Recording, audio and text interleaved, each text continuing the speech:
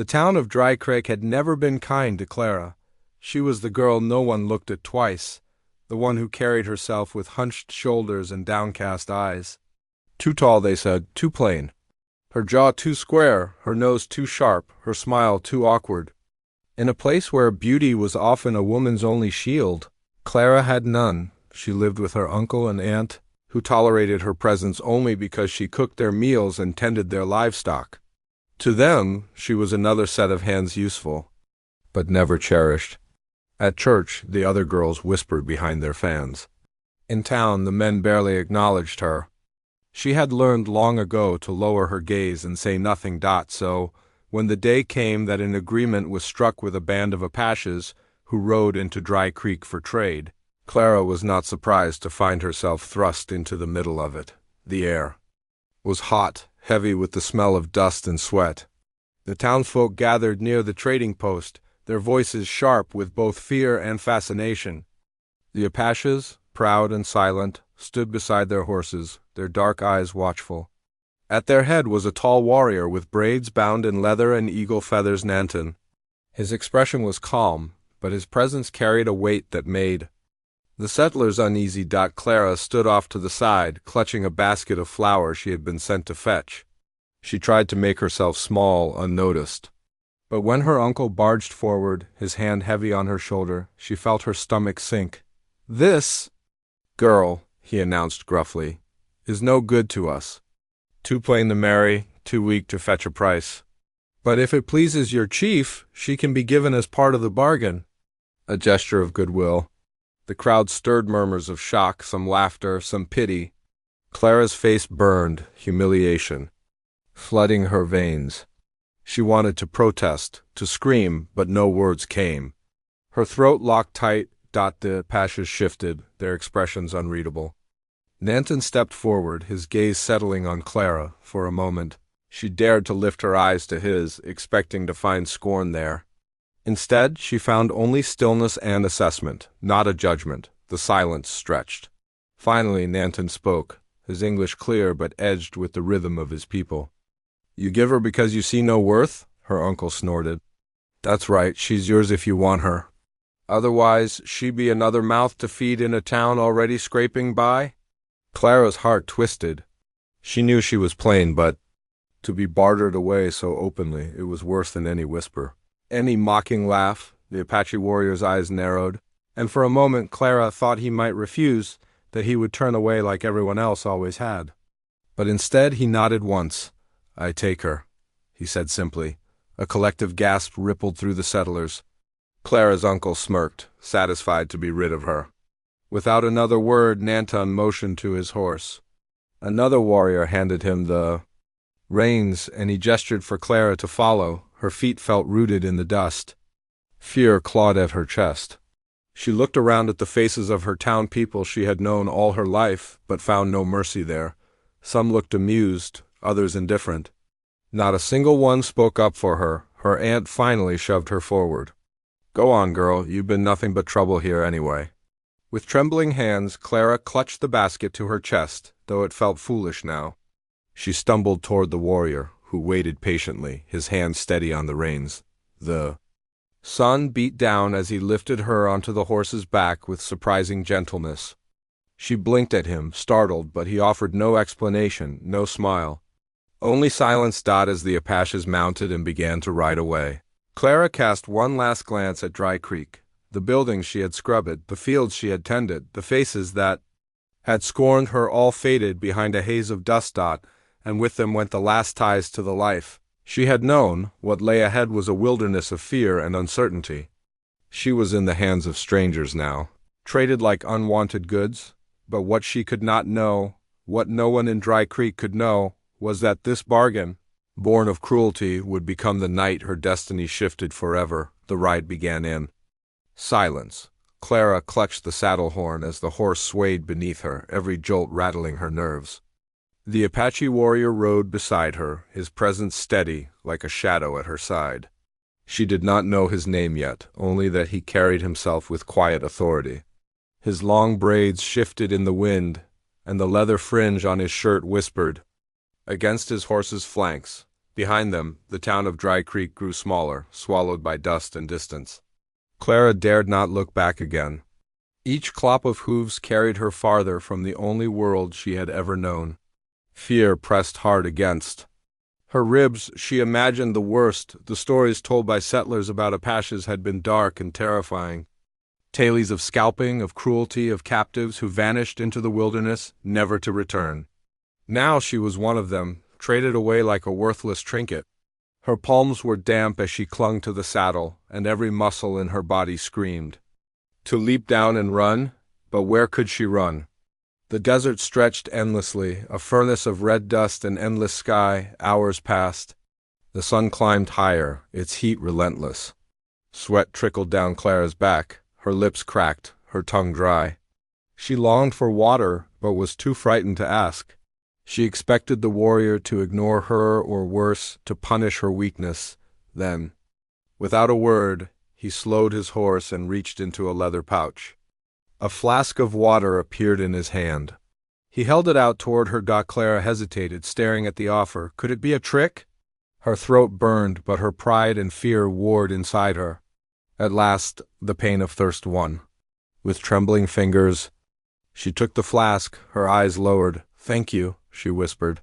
Her voice barely audible. The warrior gave no reply. He simply nodded once, as if it were nothing at all, and urged his horse forward again. Clara drank greedily, the cool liquid easing her torment. She wiped her mouth with the back of her hand, her heart beating strangely fast. It was the first act of kindness she had received since the day began, and it had come from the very man she feared most. The desert unfolded around them, jagged cliffs, stretches of sagebrush, and distant mountains hazed in blue.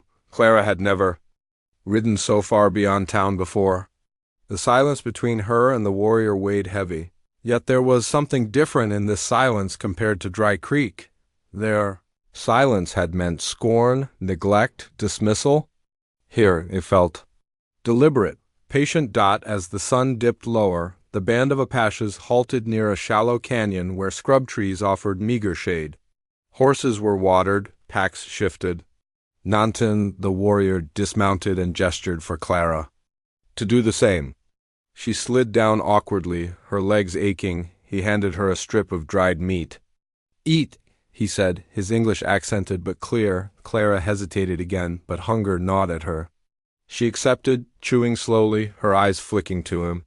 For the first time she noticed how his gaze did not linger on her with mockery, the way the townsman's had. He looked at her as though she were simply human. Not pretty, not ugly, just a person. That small realization unsettled her more than cruelty would have done. As evening shadows stretched across the land, Clara's fear shifted. It did not vanish, but it changed shape. She still trembled at the unknown, at what fate awaited her in this wilderness. Yet, in the warrior's silence, in his unexpected acts of care, there was something she had never known before, the faintest glimmer of respect. And though she could not admit it aloud, that fragile ember of respect felt more dangerous and more comforting than anything she had ever encountered in Dry Creek. By the time the sun sank behind the ridges, Clara was nearly falling from the saddle. Her thighs ached, her back screamed, and her mind swirled with exhaustion and fear. When the Apaches finally stopped for the night, she slid from the horse. So clumsily she nearly crumpled into the dirt. Nantan, the warrior who had taken her, did not laugh, nor did the other men.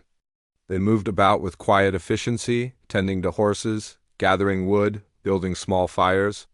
Clara, unsure what to do, stood frozen near her mount, arms crossed over her chest as if to shield herself from invisible blows. The smell of smoke soon filled the canyon hollow, and the crackle of fire became a steady rhythm in the still night.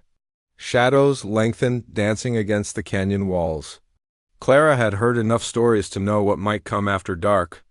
Captives, she'd been told, rarely lasted their first night. Her heart pounded so loudly she feared the warriors could hear it.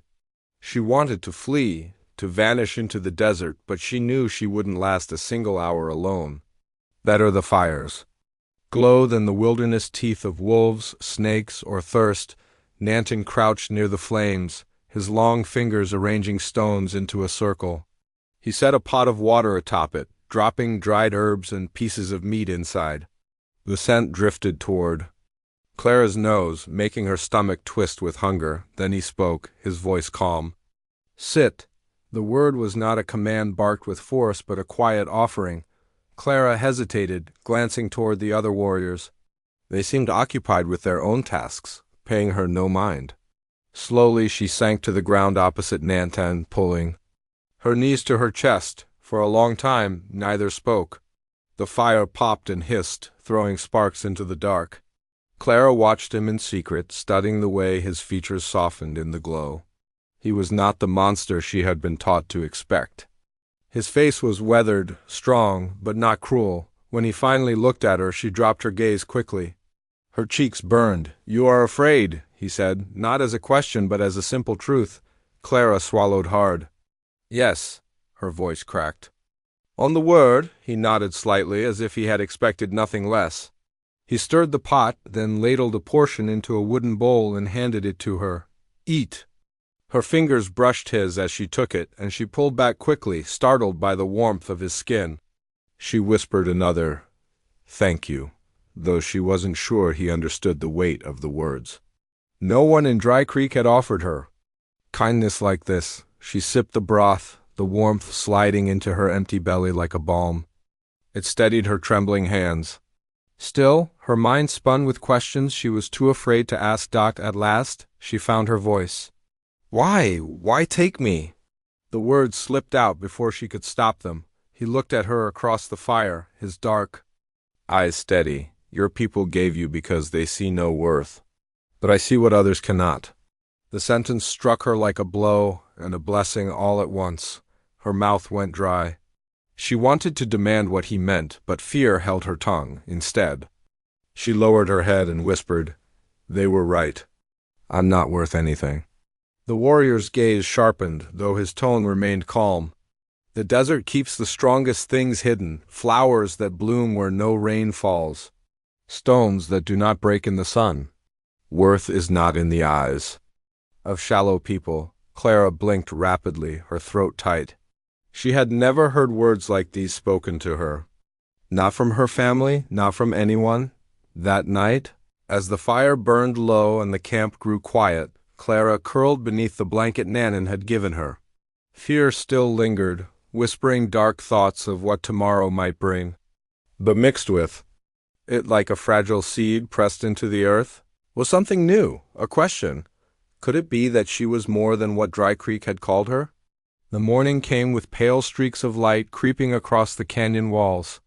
Clara awoke to the sound of horses shifting and the faint murmur of men speaking in the Apache tongue. For a moment she thought she had dreamed it all, the cruel bargain, the long ride, the fire, but the rough blanket around her shoulders and the taste of herbs still clinging to her lips reminded her that it had been real. She sat up slowly, her body stiff. Across the fire pit, Nantan was crouched, tightening the straps on his pack. His movements were steady, precise, like a man used to long journeys. Clara hesitated, then whispered, "Good morning." The words felt strange leaving her mouth. In Dry Creek, mornings had always meant orders barked by her aunt, chores piling high, and silence at the table. But here she had no idea what was expected of her. Nantan looked up. He studied her for a moment before replying with a simple nod. "Morning." His English carried the same rhythm as the night before, measured, careful, but strong. Clara fiddled with the edge of the blanket. The silence stretched between them, heavy but not hostile. She thought of his words from last night. The desert keeps the strongest things hidden. No one had ever said such things to her. She wanted to ask him what he meant, why he had chosen to take her at all. But fear gnawed at her tongue. Finally, she forced the question out, her voice trembling. "Why didn't you leave me behind? My uncle was right. I'm not worth anything." Nantan's eyes sharpened.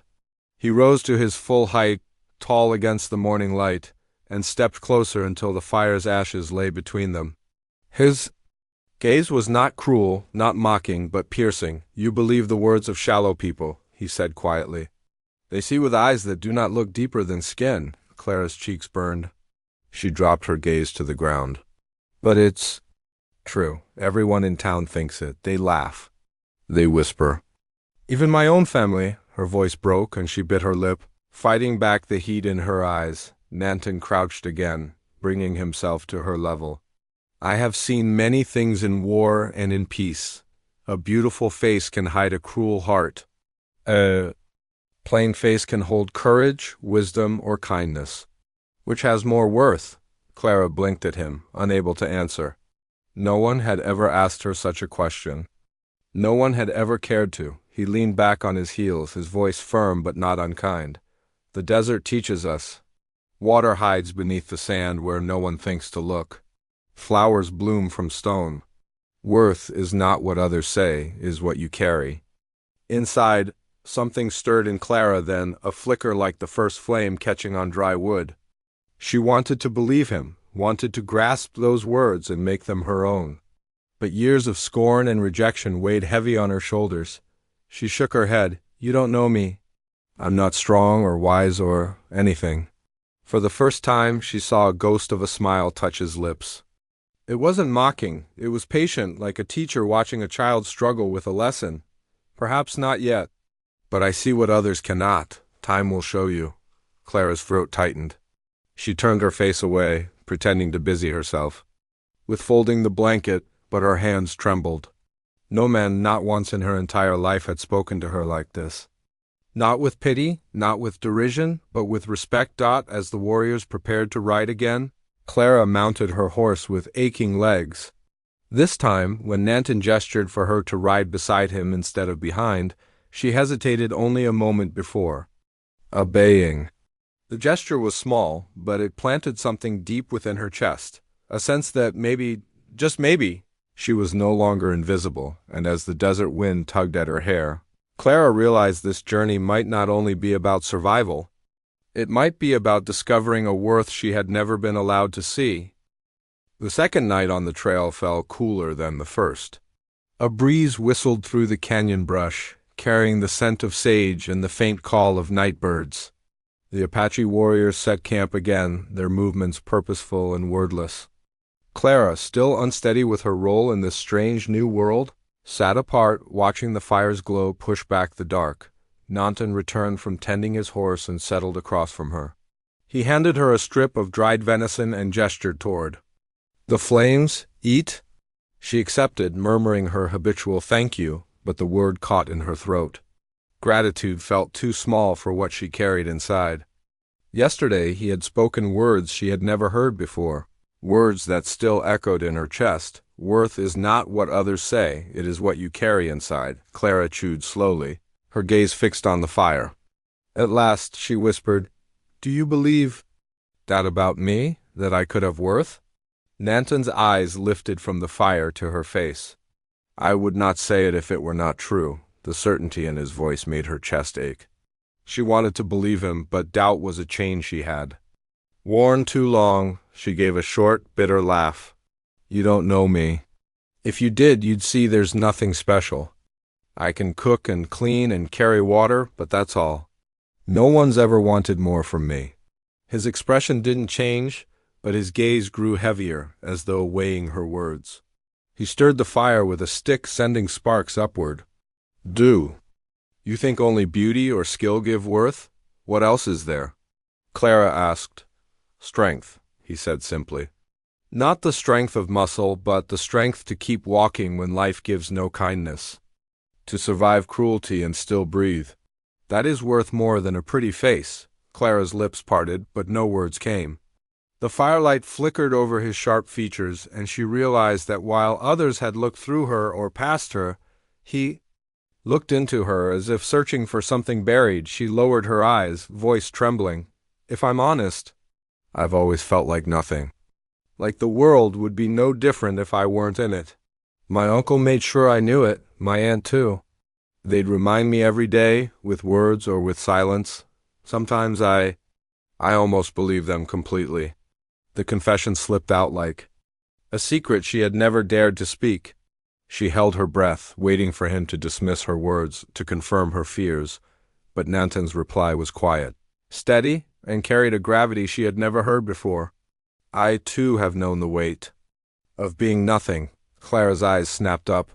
She could not imagine this proud warrior, leader among his people, ever being cast aside. You? His gaze drifted into the flames. When I was young, I lost my father to war. My mother wept, but our people looked to me. I was small, weak. They said I would never be strong enough to lead, never be enough to protect. Their words cut deep. For many years I carried them as a stone inside my chest. Clara leaned forward slightly, drawn to the honesty in his tone. What changed? I learned that the desert does not care for words, it cares for action. I trained, I thought, I endured. I carried the stone until it became part of me. One day I realized their words no longer ruled me. I was more than what they said. His eyes met hers, then dark and unwavering. You can do the same, Clara swallowed hard.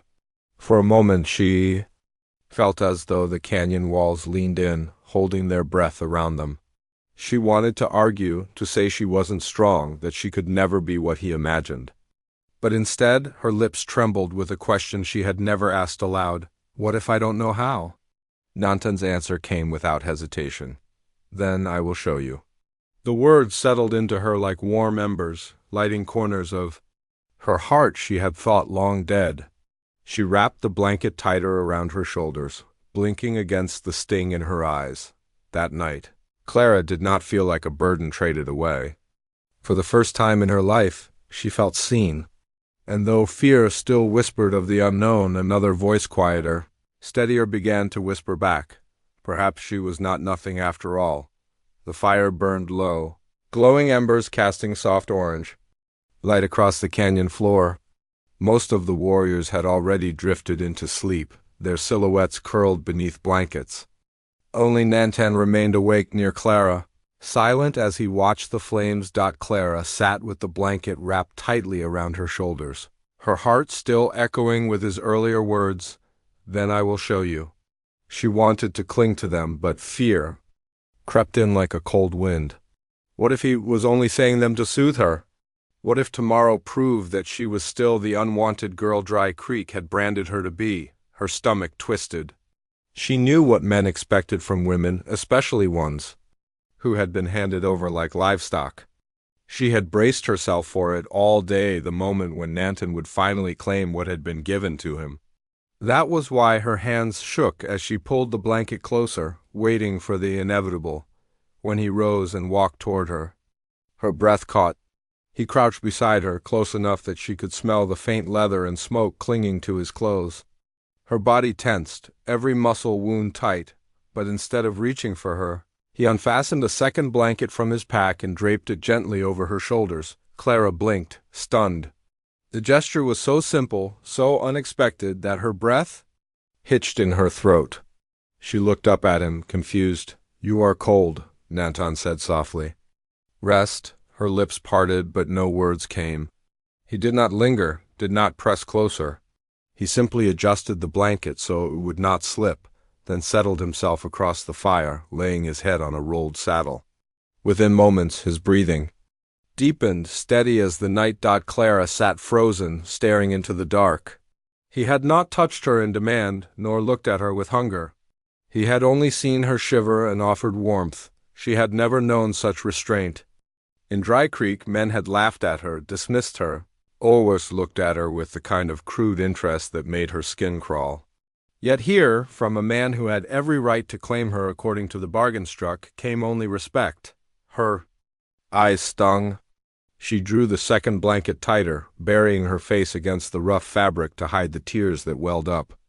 They weren't tears of fear this time, but something stranger, heavier. Gratitude, relief, and a dawning sense of confusion that left her trembling more than the cold ever could. She whispered into the fabric, words meant only for herself. "Why are you different?" The canyon gave no answer, only the rustle of wind in the sagebrush. Across the fire, Nantan slept as though the night carried no burden. Clara lay down slowly, curling beneath the weight of two blankets. The warmth seeped into her bones, easing the ache of the day's ride, but her mind refused to rest. The image of him tucking the blanket around her replayed again and again. striking her with more force than any cruel word had ever done. For the first time in her life, she wondered if a man's strength could look like gentleness instead of force. As the stars wheeled overhead, Clara's thoughts softened into dreams. She dreamed not of ridicule, nor of hands pushing her aside, but of standing taller, her shoulders unbowed, her face lifted into the sun. In that dream, she was not invisible. And when she woke in the morning, though the world was still the same desert wilderness, a fragile seed of change had been planted inside her heart. She no longer feared only what might be taken from her.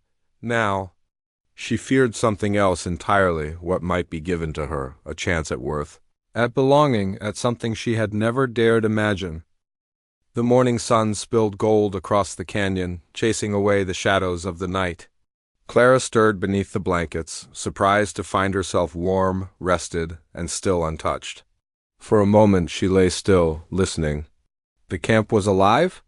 With quiet movement, warriors feeding horses, checking weapons, speaking in low tones, she sat up slowly, the blankets falling from her shoulders. Across the fire, Nanton tightened the strap of a pack. His expression was calm, as always, but something in the way he glanced at her brief, steady, acknowledging sent an unfamiliar warmth through her chest. Clara's heart beat strangely fast. She remembered every detail of the night before. The blanket he had laid over her, the gentleness of the act, the way he had asked nothing in return. It was such a small kindness, and yet to her it was monumental. In Dry Creek, she had been invisible or ridiculed. Here she was seen. When Nanton gestured for her to join him at the morning meal, she obeyed without hesitation. He handed her a portion of cornmeal porridge, and though his face betrayed no smile, his movements carried the same respect as the night before. Clara ate slowly, her mind turning. Something was shifting inside her, though she could barely grasp it. As the warriors mounted, Nanton motioned to her horse. But instead of pointing her to the rear of the line as he had the first day, he held her reins steady beside his own. "Ride here," he said, Clara's brow furrowed. "Beside you?" "Yes." His tone was firm, leaving no room for doubt. Her pulse quickened. In Dry Creek, she had always walked behind her aunt and uncle, behind the other girls, behind the wagons when space was tight, to ride beside. Someone, as though she were an equal, was unheard of. Tentatively, she mounted, settling into the saddle. When the column began to move, she found herself at Nanton's side, her horse's stride matching his. The desert wind tugged at her hair, lifting strands loose from their braid. For the first time in her life, she did not bow her head. She let the wind strike her face, the sun warm her skin, her back straighten in the saddle. The world looked different from this height, not from the rear, but from the front. Hours passed. They rode through stretches of open desert where crimson cliffs rose like walls against the sky. Clara found herself stealing glances at Nanton. He said little, but his presence spoke enough, steady, unshaken, unbothered by her company. That, in itself, was a gift she had never known. Her mind wandered back to Dry Creek. She remembered the snickers, the muttered insults, the way no man ever looked at her except with ridicule or disdain. For years she had believed them, had accepted that her worth was measured in the curve of her face or the light in her smile, and since she had neither, she was nothing. But riding beside Nanton, she felt something rise within her like a spark, catching flame. If a man such as he could see her differently, perhaps she was not what Dry Creek had decided. Perhaps she could be more. At midday, the band halted near a rocky stream to rest the horses. Clara dismounted with aching legs but stood taller than before.